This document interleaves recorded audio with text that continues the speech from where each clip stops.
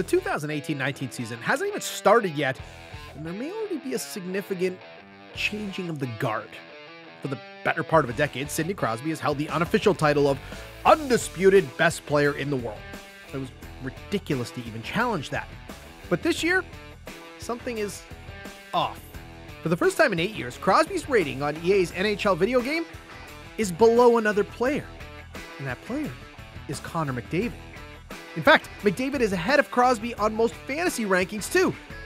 I know we're talking video games and hockey pools, but has the torch officially been passed just 1 year removed and Crosby winning his second consecutive Stanley Cup and Conn Smythe Trophy? If it has, that's a big deal. So let's follow that torch through time to see how we got to this point. The first true title holder has to be Rocket Richard.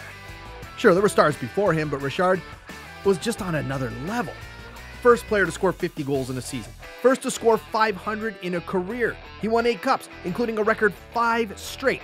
Books have been written about him, statues made in his honor, and the leading scorer every year in the NHL gets the Rocket Richard trophy.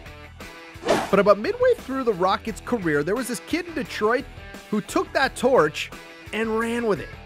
And that kid was Gordie Howe. He won the next 4 scoring titles, 6 in total. He was a 6-time MVP and a 4-time Stanley Cup champ. And when you're that good, they call you Mr. Hockey. Now, even though he played until he was 52 years old, he passed on that torch long before that. In fact, the year after his only 100-point season in the NHL, there was a defenseman in Boston who was changing the game. Number 4, Bob Orr. He may have only played parts of 10 seasons in the NHL because of knee injuries, but even on one leg, no one could come close to that torch, probably because they couldn't catch him.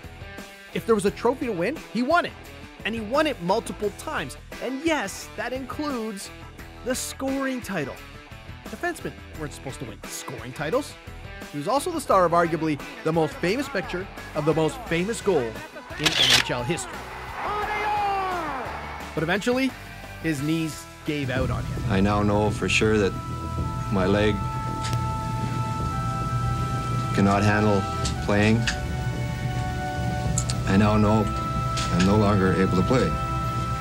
After he made that announcement, everyone was wondering who was going to grab that torch. Oh yeah, that guy.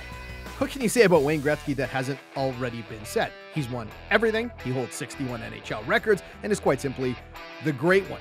But even with everything the Great One was doing on the ice, people started talking about this dominant player in junior hockey. Mario Lemieux had teams tanking just to have the right to draft him. And boy, did he live up to the hype. He scored in bunches. And the whispers began around the hockey world. Is he as great as Gretzky? Those whispers turned into a Sports Illustrated cover.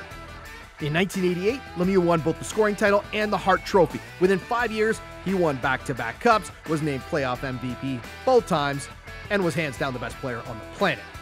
Now, no one on this list is more directly involved in passing the torch than Mario Lemieux, because when he did have to give it up, he did so to not only his teammate, but his employee and his tenant.